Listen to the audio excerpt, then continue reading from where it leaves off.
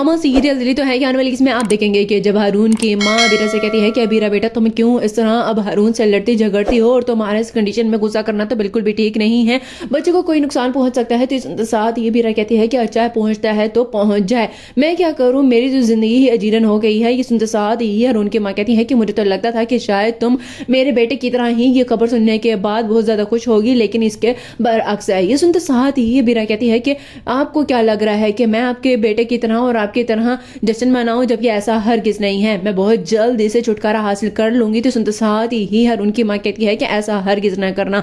हाँ देखो, मैं तुम्हें आज बद्दुआ देती हूँ कि तुम कभी भी अपनी जिंदगी में खुश ना रहो, क्योंकि तुमने मेरे बेटे को कभी भी कोई सुख नहीं दिया है, उसने अपनी जान से ज्यादा तुमसे मोहब्बत की है। दूसरे सीन में आप देखेंगे कि उधर जब सबरीना की तबीयत खराब होती है तो मोहित की माँ मोहित से कहती है कि बेटा इतने ज्यादा परेशान होने की क्या जरूरत है। तो सुनते साथ ही मोहित कहता है कि आपने देखा नहीं कि सबरीना की क्या हालत हो गई है, कैसे वो गिर गई थी।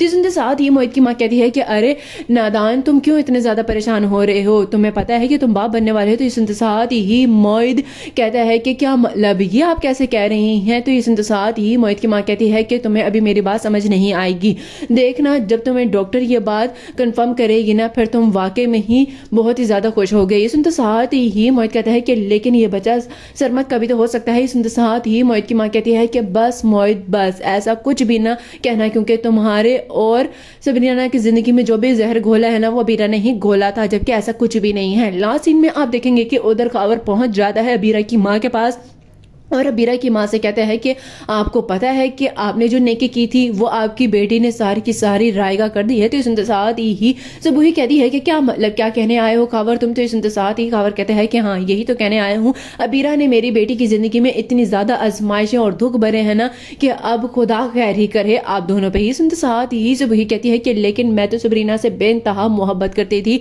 खुदारा तुम मुझे माफ कर दो और अबीरा को भी।